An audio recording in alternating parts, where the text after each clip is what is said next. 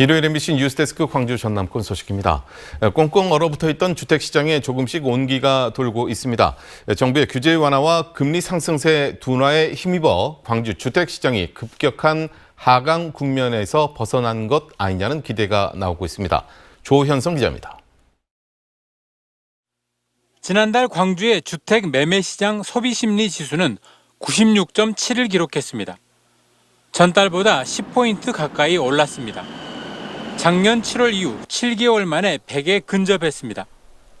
소비심리지수 115 이상은 상승, 95 미만은 하강, 95 이상 115 미만은 보합 국면으로 구분된다는 점에서 광주의 주택시장이 최악의 침체 국면에서 빠져나온 것 아니냐는 분석이 가능합니다. 매매심리 호전은 거래량에서도 확인됩니다. 지난달 광주의 아파트 매매 건수는 974건으로 전달보다 50% 가까이 늘었습니다.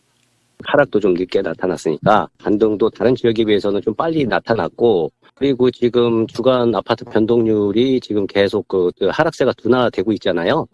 하지만 광주 주택시장의 추세 전환을 이야기하기엔 너무 이르다는 전망도 여전합니다. 최근에 몇몇 지표 호전이 최악의 거래 절벽 상황에서 나타난 일시적 반등일 수 있다는 분석입니다. 무엇보다 금리 상승세가 주춤하고 있지만 이것이 금리의 추세적인 하락세를 뜻하는 것이 아니기 때문입니다. 또 양극화되어 있는 주택시장에서 특정 단지 위주의 반등을 전체 시장의 회복세로 잘못 판단해선 안 된다는 지적도 제기되고 있습니다. MBC 뉴스 조현성입니다. 도시 지역은 중대선거구제, 농촌 지역은 소선거구제를 채택하는 내용의 도농복합형 선거구제가 들어간 선거제 개편안이 국회 전원위원회에 상정됐습니다. 민주당 송갑석 의원에 따르면 국회 정치개혁특별위원회 정치관계법 개선 소위는 지난 17일 전원위원회에 제출할 선거제 개편안을 결의한 형식으로 의결했으며 해당 개편안에는 도농복합형 선거구제가 포함됐습니다. 여야는 오는 23일 국회 본회의에서 선거제도 개편 논의를 위한 전원위를 구성한 뒤에 27일부터 2주간 전원위 회의를 진행할 예정입니다. 내일부터는 버스와 지하철, 택시 등 대중교통과 마트 내 약국에서도 마스크를 벗을 수 있게 됩니다. 중앙재난안전대책본부에 따르면 지난 1월 실내 마스크 의무 조정에서 제외됐던 대중교통과 마트 내 약국에서의 마스크 착용 의무 조치가 내일부터 해제됩니다.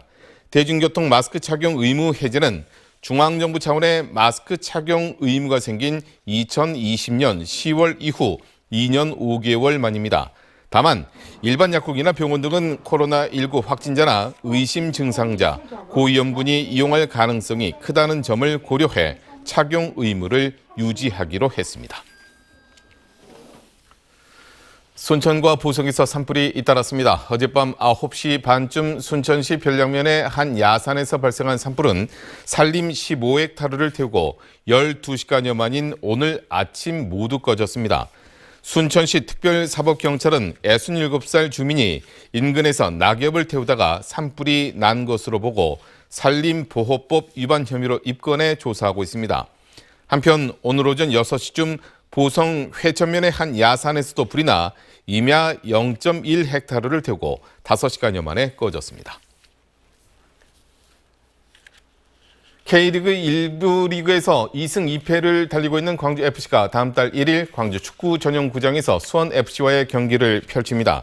광주FC는 어제 광주에서 펼쳐진 인천 유나이티드와의 경기에서 알바니아에서 온 외국인 선수 아사니의 해트트릭 활약으로 5대0 대승을 거뒀습니다. 올해 1부 리그로 승격한 이후 2승 2패를 거두고 있는 광주FC는 승점 6점을 기록해 시즌 초반 단독 우위를 달리며 선전하고 있습니다. 화순군에서 한국 난 명품 대회와 전시회가 열렸습니다. 화순군에 따르면 어제부터 이틀간 화순군 한의움 문화스포츠센터에서 한국 난의 대중화를 위한 명품 대회와 전시회가 개최됐습니다. 이번 행사에서 대회에서 수상한 작품 98점을 포함해 풍난과 희귀난 등 천여 점의 난들이 전시됐으며 난초 심기 체험과 난초 무료 증정 등이 진행됐습니다. 서울 한강공원에서 실종 후 숨진 채 발견된 고 손정민 씨의 친구를 향해 악성 댓글을 단 44살 누리꾼이 벌금 30만 원을 선고받았습니다.